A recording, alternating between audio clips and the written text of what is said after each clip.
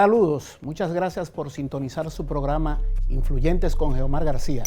Como siempre, procurando entregarles un contenido interesante, didáctico y de manera amena. Tenemos el reporte, como siempre nos prepara nuestra compañera Elimar García. Vamos a ver, director, qué nos cuenta Elimar. Saludos, Elimar. Muchísimas gracias, Elimar, aquí con ustedes, y para mí siempre es un enorme placer poder compartir como cada semana este momentico con ustedes para ayudar a que siempre estemos enterados de todo lo que acontece en nuestro país. Recuerden que nos pueden seguir en nuestras redes sociales Influyentes con Geomar García, Instagram y en YouTube. Comencemos sin más preámbulos. De los mameyes para el mundo, señores. Nuestra querida dominicana Stephanie Noesy logra su objetivo de ser contratada en Google. Ella había aplicado muchísimas veces para ser pasante y por fin, con apenas 22 añitos, que es algo que la empresa no acostumbra a contratar personas tan jóvenes, la contratan como analista financiera. Ella dice que está viviendo un sueño y que nunca pensó que este momento en algún punto de su vida llegaría, porque siempre vemos esas posibilidades de desarrollarnos en entidades tan importantes a nivel mundial como lo es Google, una gran representación tecnológica en todo el mundo.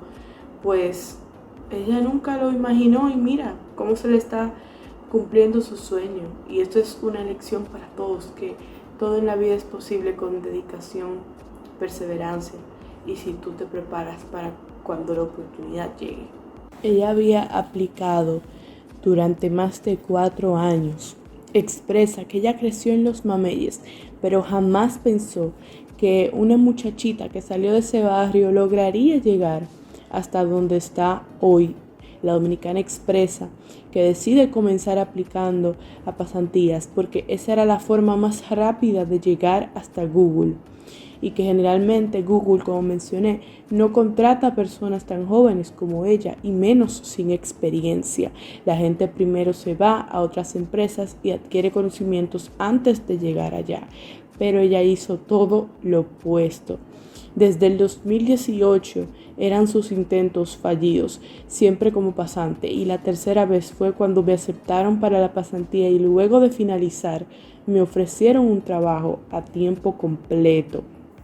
Stephanie llegó junto a sus padres a la ciudad de Nueva York a los 16 años, con demasiados sueños, pero sin idea de cómo lograrlos. Ella pasó lo mismo que pasan todos los inmigrantes, pero a una corta edad. Ella a veces salía a la calle y si se perdía no tenía cómo preguntarle a alguien cuál era la ruta correcta, porque no sabía nada de inglés. Samaná sigue siendo uno de nuestros principales destinos favoritos para los que vienen a visitarnos y también para cuestiones cinematográficas. Esto se debe a la gran variedad que existe en este territorio. Hay playas, montañas, y esto permite muchas opciones para esas personas que buscan cosas diferentes, hermosas, y que todo se conjuga en un mismo lugar, como pasa aquí. Este año, en la provincia, se filmaron escenas de la película Lost City of Tea con los actores Sandra Bullock, Channing Tatum, Brad Pitt y Daniel Radcliffe, asimismo de la cinta Shotgun Wedding, protagonizada por la actriz y cantante Jennifer López. También Samaná empieza a fortalecerse como destino de cruceros nuevamente. Para la temporada de cruceros de este año, se espera la llegada de 40 embarcaciones que traerán 70,000 cruceristas. El premio Brugal Cree en su Gente es un reconocimiento a la solidaridad de muchas comunidades, empresas, instituciones que a través de los años han contribuido de alguna forma u otra a la mejoría de la calidad de vida de muchos dominicanos. Luis Concepción, presidente de la Fundación Brugal, agradece a todos los que han contribuido a que los aportes de los premios Brugal Cree en su Gente llegaran a toda la geografía dominicana. En 30 años nunca habían dejado de encontrar a dominicanos solidarios que lo dan todo sin pedir nada a cambio. Los premios correspondientes a este año 2021 recayeron en la Fundación García Arevalo, el Banco de Alimentos República Dominicana, el Instituto Politécnico Salesiano Padre Bartolomé Beck, la Asociación para el Desarrollo de San José de Ocoa y la Asociación Dominicana de la Orden de Malta, promoviendo proyectos de artes y la cultura, asistencia social, educación, medio ambiente y salud. En el acto de entrega, celebrando en forma presencial con un estricto protocolo de prevención, el presidente de Casa Brugal, Augusto Ramírez Bonó, resalta la necesidad de, ahora más que nunca, seguir contando en la sociedad con instituciones con propósitos como la Fundación Brugal, centrada en mejorar vidas. Y así de rapidito se ve el tiempo. Geomar, continúo contigo en estudios, pero sin antes recordarle a nuestros televidentes que nos sigan en redes sociales, Influyentes con Geomar García, en YouTube e Instagram. Los esperamos por ahí para que podamos seguir conectados como siempre y sean los primeritos en enterarse quién será el invitado de cada semana, como este que viene a continuación, que sin dudas va a ser una conversación que nos va a nutrir a todos. Sigan en sintonía con Influyentes con Geomar García. Muchas gracias a Elimar por su aporte, como siempre interesante. Señores, a veces las personas buscando tener ganancias a través del sistema financiero, de cuestiones que son novedosas y no las comprenden, caen en trampas, en estafas y en todo este tipo de cosas. Es bueno mantenerse orientado con las autoridades que tienen la responsabilidad de garantizar que el sistema financiero y los negocios en República Dominicana funcionen dentro de los esquemas legales y oportunos para bienestar dentro de todos los parámetros que el sistema financiero tradicional ofrece. Se habla mucho de criptomonedas, este tipo de inversiones. Es importante estar bien orientados y advertidos. El superintendente de bancos ha hecho una advertencia sobre estas cuestiones. Alejandro Fernández W. alerta que existe un esquema fraudulento de criptomonedas encabezado por 2 dominicanos. Según él, alerta que existe este esquema fraudulento montado sobre criptoactivos que lamentablemente encabezan 2 dominicanos. El esquema se denomina Cash FX Group y se ha propagado en todo el mundo, desde Noruega hasta Australia, pasando por Nigeria, según la denuncia del funcionario y la advertencia. El superintendente de bancos dice que hasta este momento, afortunadamente, no se había detectado actividad de ese fraude dentro del territorio dominicano y aclaró que el estar alimentado por criptomonedas no tiene incidencia sobre la banca en la República Dominicana. Dice que quiere pensar que son líderes títeres y que ellos mismos no están conscientes de la magnitud del fraude que han incubado desde que se pusieron a promover este tipo de herramienta. Lamenta que talentos dominicanos se involucren en este tipo de fraude en magnitud y manchen a la República Dominicana. Hace poco, recientemente, el Banco Central emitió un comunicado para advertir que las diferentes modalidades de criptomonedas y de monedas y activos virtuales no tienen el respaldo de esa institución ni la autorización de la Junta Monetaria para su emisión y utilización como medio de pago para realizar transacciones de ningún género en el país. El organismo precisó que los activos virtuales como Bitcoin, Litecoin, Ethereum y otros no son una moneda de curso legal en República Dominicana y no gozan del respaldo del Estado. Las personas que muchas veces son muy ligeras en el manejo de este tipo de cosas deben estar conscientes de que se exponen a un posible fraude, a engaños, por la codicia, la avaricia, el deseo de sacar mayor rentabilidad a los recursos. No deben de irse de bruces y tener cuidado, y la autoridad está haciendo la advertencia de manera oportuna. Dentro de las responsabilidades sociales que tienen las empresas, y particularmente una entidad del sistema financiero dominicano que goza de mucho prestigio, como el Banco BHD León, se ha entregado la 6ª premiación de mujeres que cambian el mundo.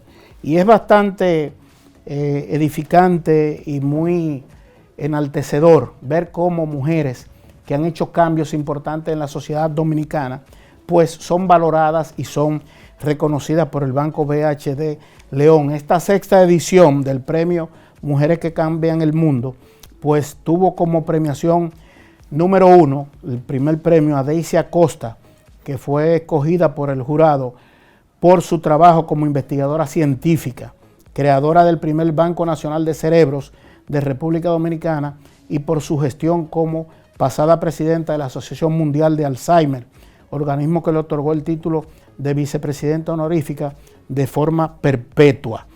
Como ganadora del primer lugar de esta sexta edición, el premio Mujeres que Cambian el Mundo, la doctora Costa recibió 1 millón de pesos. Otras ganadoras de los segundos lugares fueron Ramona Ureña, activista ecológica, presidenta y fundadora del Comité de Protección Ambiental e integrante de la Asociación de Productores de Cacao de la Microcuenca Jaina Duey, y Evelyn Peniche, educadora y fundadora del Colegio Cristiano Espacio de Amor, un modelo pedagógico y de enseñanza integral inclusivo que da respuesta a las necesidades de educación de más de 500 estudiantes de las comunidades de alto riesgo social de Villa Emmanuel, Las Chichiguas, en la provincia de Puerto Plata.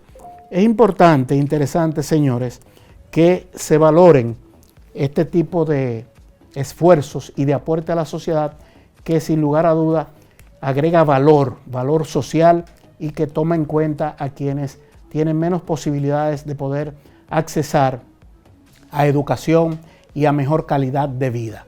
Así que nuestras felicitaciones a las empresas que, como el Banco BHD León, hacen este tipo de aportes, de reconocer a quienes desde diferentes ámbitos en la vida social y con mucho sacrificio y dedicación aportan al desarrollo de la sociedad dominicana. Vamos a una pausa para retornar con un diálogo interesante, una rica conversación, como siempre, con uno de nuestros invitados, con el que vamos a dialogar sobre diferentes temas para aportarle a ustedes y a nosotros a aumentar nuestros conocimientos. No se mueva de ahí, manténgase con Influyentes con Geomar García.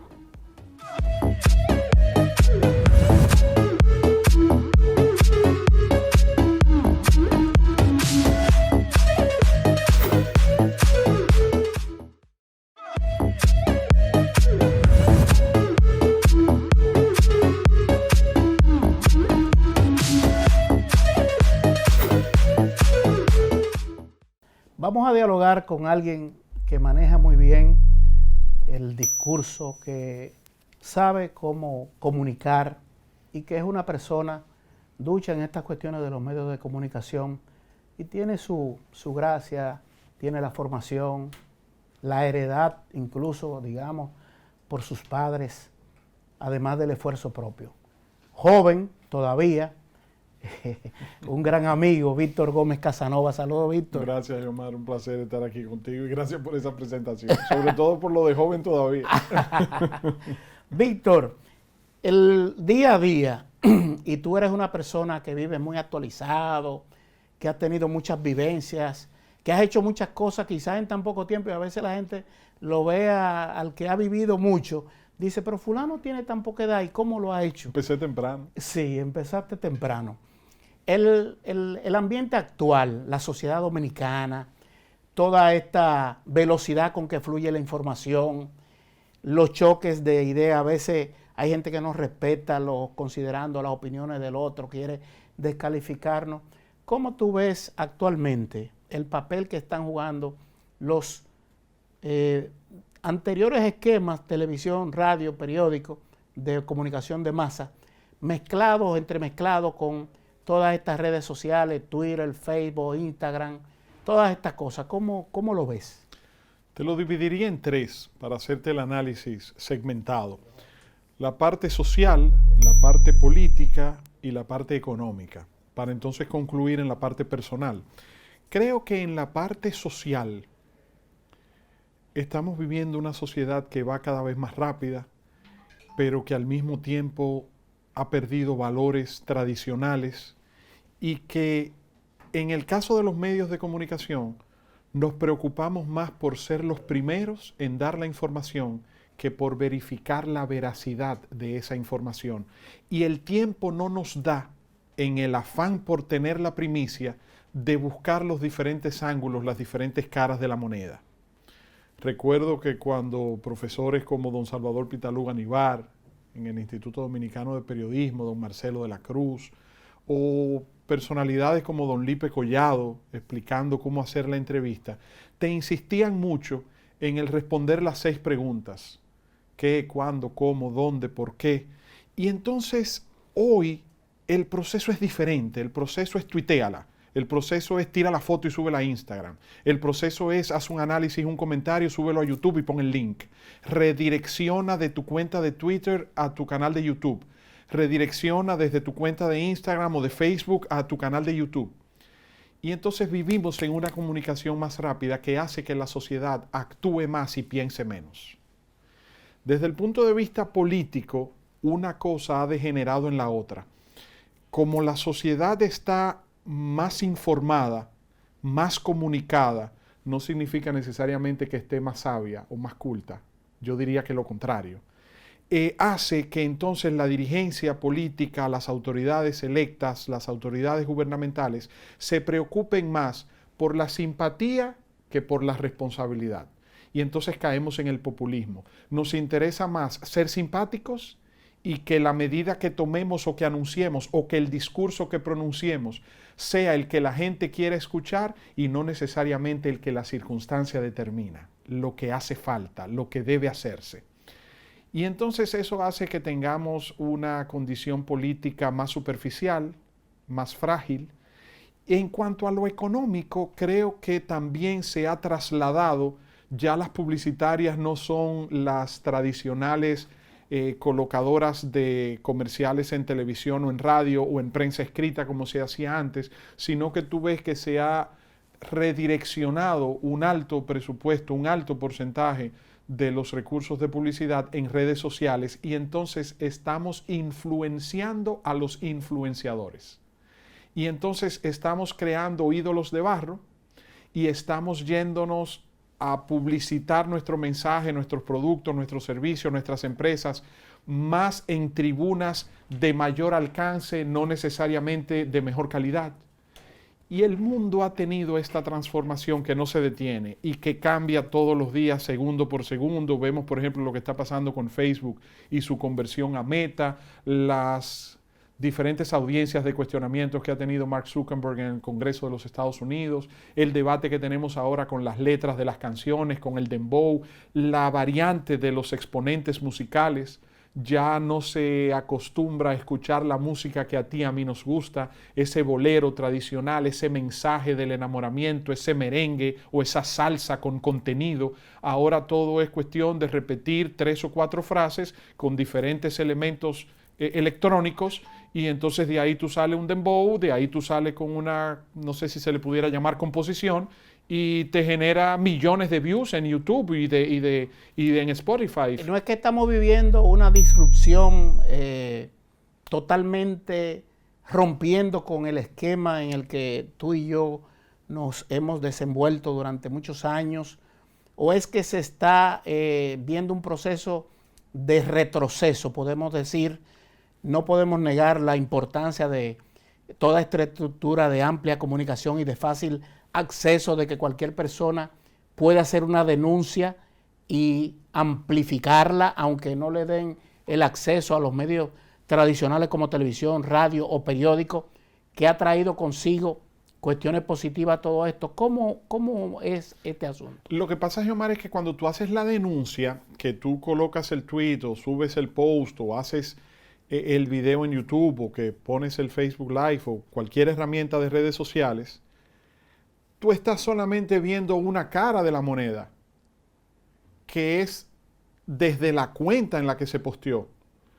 Pero vete a averiguar la otra parte. Por eso te hablaba ahorita de cómo la inmediatez en los medios electrónicos hoy y en los medios tradicionales, ya desde la plataforma electrónica y digital, queriendo tener la primicia, te hace a veces perder la oportunidad de completar la historia. Pero yo no creo que es un retroceso.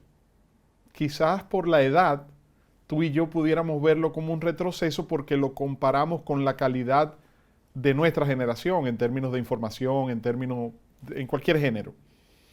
Para los jóvenes, para nuestros hijos, es un avance, porque ellos lo ven en función de buscar su propia identidad, como la buscamos nosotros. Por ejemplo, en el caso tuyo y mío, de nuestra generación, nuestros padres, y yo me crié escuchando esa música, para irnos, por ejemplo, al tema musical, yo me crié escuchando a Javier Solís, a Jorge Negrete, a Agustín Lara, a Toña la Negra, a Olga Guillot, a Felipe Pirela, López Balaguer. a López Balaguer. Después, ya en mis años entrando en la adolescencia, entonces era admirador de José José, Julio Iglesias, José Luis Rodríguez, Camilo Sesto. Y entonces me fui en la línea del bolero, que era lo que me gustaba, era lo que me atraía. Pero entonces yo empecé a escuchar el Conjunto Quisqueya, y a Johnny Ventura, y a Wilfrido Vargas, y a Fernandito Villalona, y a Sergio Vargas con Los Hijos del Rey, Johnny Fernández. Pero entonces venía La Gran Manzana con Víctor Roque, Henry Hierro, y después más adelante vino el fenómeno de la Cocobán. Se divide Quinito y forma Rocabanda. Después entonces Quinito hace su propia orquesta, pero entonces después vienen nuevos exponentes. Y esa diferenciación de ese merengue moderno nuestro entraba en contradicción con el bolero de nuestros padres o con el merengue de salón de nuestros abuelos y de nuestros padres. Y entonces nosotros nos identificábamos con esa música porque esa era nuestra identidad musical generacional. Hoy nuestros hijos no se van a identificar con ninguno de esos exponentes y entonces se van al Cherry, se van al Alfa, se van Toquilla y presentan nuevos exponentes. Y si lo vemos nosotros, decimos que ha bajado la calidad, decimos que ha bajado la calidad no solamente en cuanto a la composición, sino al contenido o a la conducta del exponente. Por ejemplo, ahora vimos que el Alfa hizo un tremendo concierto en el Madison Square Garden en Nueva York. Sin embargo, llama la atención porque tenía que quitarse la camisa, ¿verdad? O porque tenía... Bueno, pero los rockeros en Estados Unidos cantaban con el torso desnudo. Sí, pero entonces al exponerse, pero fíjate, es una crítica o una observación que hacemos nosotros desde nuestra generación para ninguno de los exponentes que se presentaron allí, los jóvenes que estaban allí. Sin embargo, fíjate que se bajó los pantalones. Bullying 44. No, Bullying 47. 47. No, Bullying no estaba. No, quien se bajó los pantalones fue uno de los artistas invitados. Pero entonces tú te das cuenta cómo la costumbre, los gustos de hoy día son completamente lo que buscan, diferentes. pero yo digo, por ejemplo, alguien me comentaba, no, lo que está buscando es posicionamiento.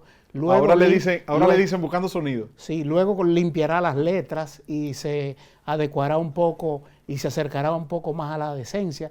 Pero esta generación o el público que está consumiendo todos esos artistas y todas esas manifestaciones de influencer, celebrity, todo eso, pudiéramos tener en cualquier momento, no sé cuánto tiempo, un presidente como esos estilos. No dudes tú que empiecen a buscar espacios políticos o que la misma presión social que representan ellos a través de ese mensaje que publican y de esos seguidores que van impulsándolos, proyecten mañana candidaturas de diferentes niveles en personajes como Santiago Matías García, el Alofoque, o como Topo Point, o como diferentes exponentes. Toquilla senadora. No lo dudes, sí. No lo dudes, porque esa es la dirección que lleva el mundo. Nos guste o no nos guste, esa es la realidad.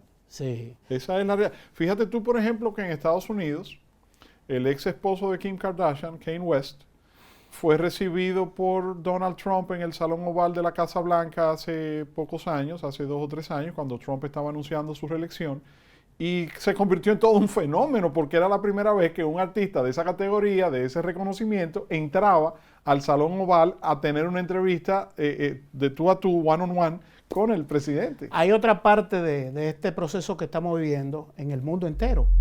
Yo observo cómo los hijos nuestros y estos jóvenes tienen que estar hiper titulados. Hacen una licenciatura, luego tienen que hacer una maestría, luego un doctorado, luego tienen que volver a hacer. no hay como una presión del mismo requerimiento del mercado laboral sobre jóvenes que tienen que manejar a veces mínimo tres idiomas para ser competitivos. Ahí se está viviendo una dualidad muy interesante, porque tenemos exponentes como Zuckerberg en Facebook, como Jeff Bezos en Amazon, como el Steve Jobs que falleció ya. Steve Jobs que falleció con Apple, pero también tenemos casos, por ejemplo, como el de Bill Gates en Microsoft, que no necesariamente te presentan un perfil académico exitoso. Personas sin haber terminado la colegiatura, inclusive sin ser bachilleres, algunos habiendo dejado por mitad o habiendo tenido deserción en la universidad. Y esos modelos son los que exhiben el emprendedurismo y el que muchos jóvenes de hoy te digan, pero yo no tengo que ir a la universidad porque fulano no estudió y mira lo exitoso que ha sido. Provocaron una revolución mundial. Sí. Pero entonces, por otro lado, tenemos una juventud que está enfocada en, como tú señalas, prepararse cada vez más. Yo conozco casos, por ejemplo, estaba viendo los resultados de las elecciones de Nueva York, de ayer, de esta semana, y de 8 candidatos dominicanos a diferentes posiciones, tanto de asambleístas estatales como de concejales, como de presidente, como en el caso de, por ejemplo, el alcalde que ganó, Eric Adams, sí, es actualmente presidente del condado de Brooklyn. Pues quien lo va a sustituir a él como presidente del condado de Brooklyn, que es el condado más grande de Nueva York y el tercer condado más grande de todos los Estados Unidos, es un dominicano. Que cuando tú analizas su currículum te das cuenta que es como tú señalas, que se graduó con honores en el colegio, en el high school, después estudió en la universidad, hizo su licenciatura, hizo una maestría, un doctorado, y se han preocupado por constantemente aprender más, porque como el mundo marcha tan rápido y hay que vivir constantemente aprendiendo las nuevas técnicas, se involucran en esos estudios permanentes. Pero yo te diría que lamentablemente ese tipo de conductas no tienen la publicidad o la difusión en redes sociales ni en los medios de comunicación tradicionales que sí tienen los que presentan otro tipo de conducta. Pienso en la analogía del bosque que crece en silencio y el árbol que se le atiende cuando cae y hace ruido. Con mucho ruido. Eso estamos viviendo. Vamos a una pausa, Víctor. Discúlpame un momento para Adelante. cumplir con nuestros patrocinadores.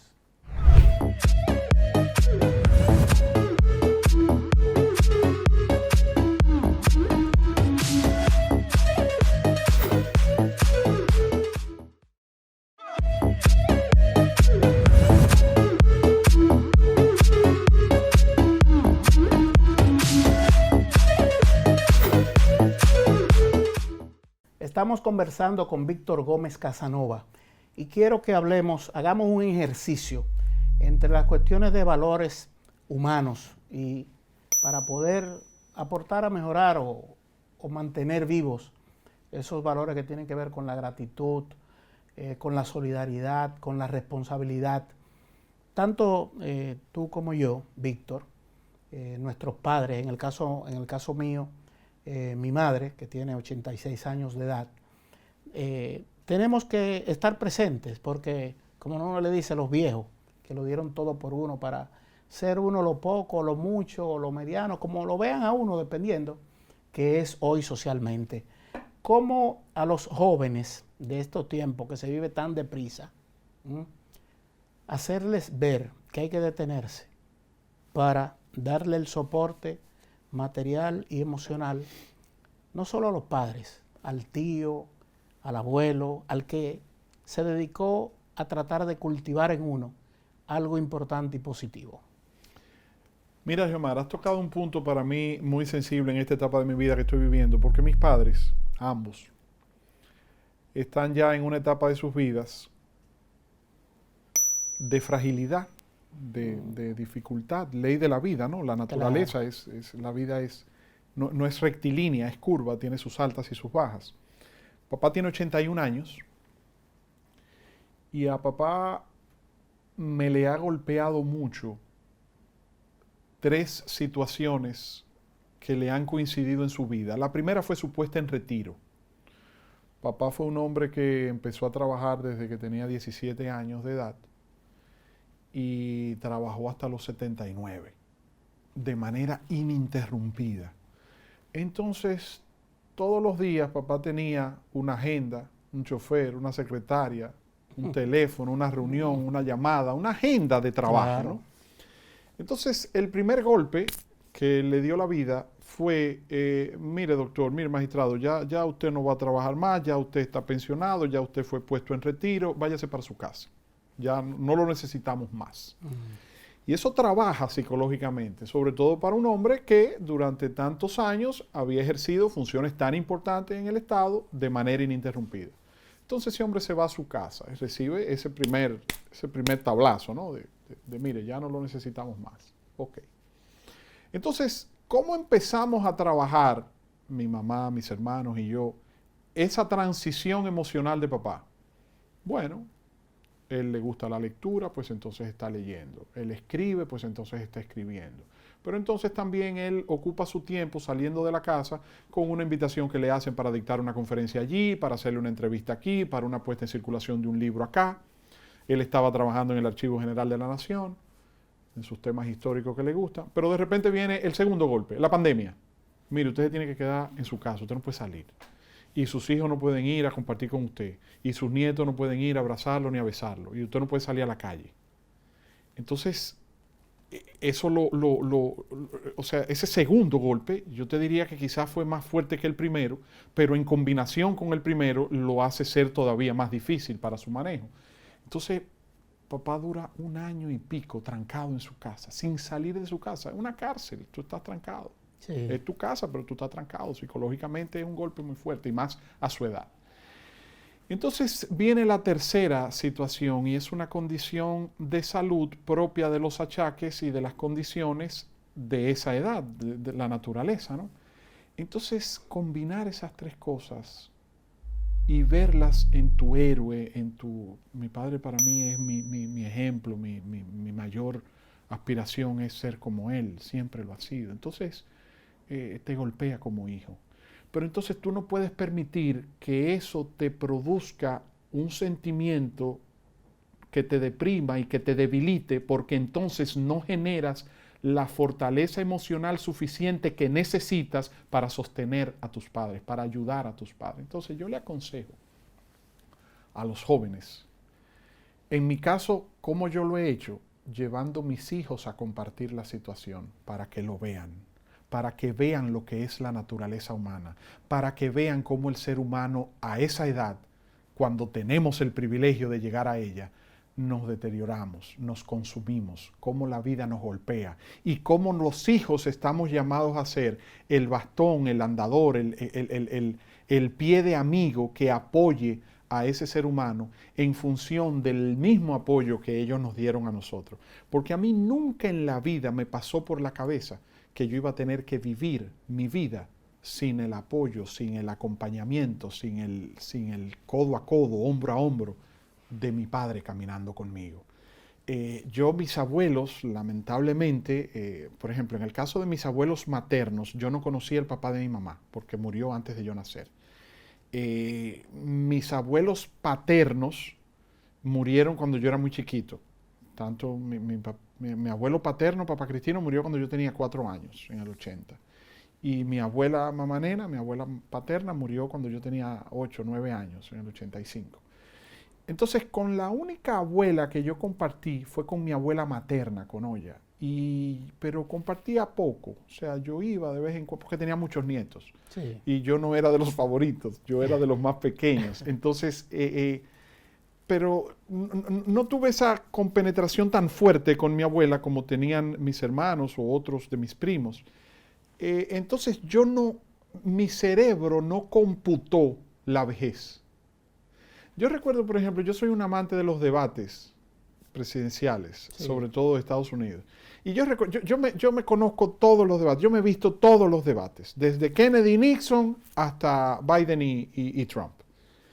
Y yo recuerdo que viendo los debates, cuando ponían un tema que siempre ha estado presente en todos los debates, políticas para personas de tercera edad, era el momento que yo consideraba más aburrido del debate. Yo no le prestaba atención, me costaba mantenerme al frente del televisor porque yo decía, ¿qué me importa a mí la política para personas de tercera edad? Porque yo era bien jovencito. ¡Wow! Ahora ando leyendo, buscando, investigando y aprendiendo sobre políticas y prácticas y ejercicios médicos que tienen que ver con personas de tercera edad. Eso es importante saberlo, ¿verdad? Y las sociedades, yo entiendo que hablan de sí mismas, dependiendo cómo se valore y se reconozca que esas personas deben ser veneradas. Así es. Porque trabajaron lo que construimos, lo que construyeron para que nosotros estemos hoy disfrutando, vamos a decirle, de la existencia. Y perdóname que te interrumpa. Y preocuparnos nosotros como padres en darle atención, apoyo, amor y cariño a nuestros hijos, porque nuestros hijos serán con nosotros en función de cómo nosotros hayamos sido con ellos. Papá me decía el otro día, me hizo un comentario, yo le decía, no papá, no existen buenos hijos, existen buenos padres. Y los hijos respondemos a nuestros padres en la misma dirección en que nuestros padres respondieron con nosotros. Si un padre no se ocupa de sus hijos, si un padre no comparte con sus hijos, si un padre no conversa, no le da apoyo, no se compenetra de manera emocional con sus hijos, no esperes que cuando la vida te lleve al otoño, al invierno de tu vida, esos hijos van a tener contigo lo que tú no tuviste con ellos. Y los hijos observan también cómo tú te comportes con tus padres. Para ellos después comportarse contigo. Tú les respondas, te tratarán quizás de la misma manera, pero desde los medios de comunicación y las diferentes herramientas para llevar mensajes a muchas personas. No se tocan porque no vende. Pero tú te veo haciendo esfuerzos siempre en contenidos, recordar fechas, a gente importante. ¿Qué está haciendo Víctor Gómez Casanova con toda la formación y las oportunidades que hay? Mira, estoy trabajando en algo que hacía mucho tiempo que lo acariciaba, pero que no me había concentrado a hacerlo, que es hacer una especie de historiador digital, de llevar la historia antigua desde hace muchos años a la modernidad de hoy. ¿Cómo explicar a través de YouTube, a través de Instagram, a través de Twitter, a través de Snapchat, a través de Facebook, lo que fue la Revolución Francesa, lo que se vivió en el Imperio Romano?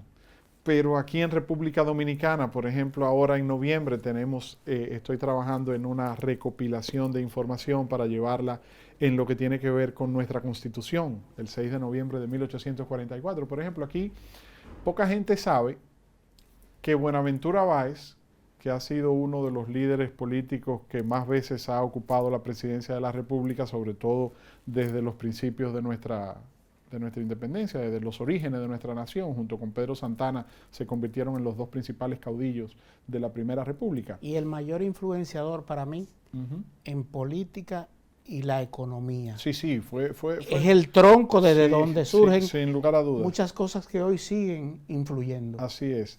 Poca gente sabe que las contradicciones entre Buenaventura Báez y Pedro Santana se inician desde la redacción de nuestra primera Constitución, que fue proclamada finalmente el 6 de noviembre de 1844, porque Buenaventura Báez no solamente era de los asambleístas de esa nueva Constitución, sino que dirigió todo el proceso en San Cristóbal, y Pedro Santana, a quien prácticamente emplaza y a quien confronta para que la nueva Constitución pudiera tener una serie de artículos, incluyendo el de la reelección presidencial indefinida, fue a Buenaventura Báez. Y las confrontaciones entre ellos se inician desde esa época, desde ese momento.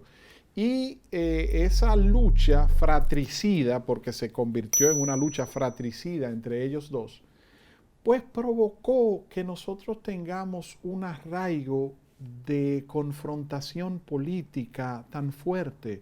Ese odio que exhibimos en las diferencias políticas, que no debe ser, que es algo, es antinatura, es algo que no debe ser en en una sociedad como la que nosotros aspiramos a ser.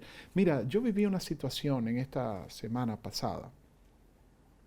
Murió nuestro querido amigo Reinaldo Pared Pérez, que Sí. tú al igual que yo compartías mucho con él y teníamos una amistad muy estrecha.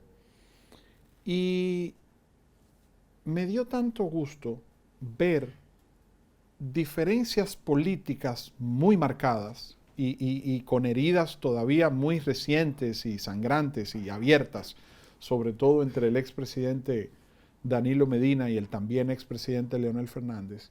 Y yo viendo ese escenario, estando ahí, yo decía, wow, es lamentable que tenga Reinaldo que haber muerto, y sobre todo de la manera en que muere, que provoca un nivel de entendimiento para que estas dos personalidades y sus respectivos entornos puedan tener ese nivel de camaradería y de confianza y de cortesía y de abrazos que lo habían tenido durante muchos años antes. Pero entonces recordé cuando murió la mamá del expresidente Leonel Fernández, doña Yolanda, Sí. que se vivieron momentos similares. Y recordé cuando murió el papá del expresidente Danilo Medina, Sí. que también se vivieron momentos similares. Entonces yo decía, Dios mío, ¿por qué tiene que morir alguien para que Luis Abinader, como presidente de la República, del PRM, tenga un acercamiento con dirigentes opositores de partidos, en este caso del PLD, o para que Eduardo Estrella, como presidente del Senado de Dominicanos por el Cambio y aliado al PRM, comparta con... O sea, ¿por qué tiene que ser en una funeraria? Lamentablemente en la vida del dominicano, pasa mucho también en otras sociedades, que la muerte tiene como más fuerza Sí, para el llamado incluso sí. de juntar o de unir en algún lugar a toda la familia. Y eso pasa hasta en las mejores familias. Así Hay es. diferencia entre hermanos, primos, sobrinos, padres, hijos, y entonces tiene que ser en el fallecimiento. ¿Por qué esperar a que se muera una Hay persona? que celebrar para- la vida. Claro. Víctor, muchas gracias. Gracias a ti, Giomar. El Qué tiempo no nos gusto. permite seguir No, conversando no, más, pero de verdad que muy edificante No, el no, diálogo. gracias a ti y te felicito porque has hecho algo que no es común que haga mucha gente de tu nivel y de tu trayectoria, que es adaptarte, hacer el crossover a las nuevas tecnologías. O sea, tú eres un periodista que aprendiste y te iniciaste en el ejercicio periodístico de manera tradicional, en una sala de redacción, aprendiendo de importantes periodistas como don Radamés Gómez Pepín, como don Cuchito, que fueron tus maestros, y aprendiendo tú en esa cultura de hace 20, 30 años. Hacer el mandado y la fila. Y entonces ahora te toca, y es muy loable Sí. de tu parte, y te felicito por eso, decir, bueno, así, con ese método fue que yo aprendí, Sí. que yo me inicié, pero para subsistir ahora y para estar a tono con los nuevos tiempos, de la manera que tengo que hacerlo es de esta, que es lo que estás haciendo. Lo único permanente es el cambio. Gracias a Víctor Gómez Casanova, saludos a la familia. Gracias. Y siempre estamos por acá a la orden. Gracias a ustedes por sintonizar su programa Influyentes con Geomar García.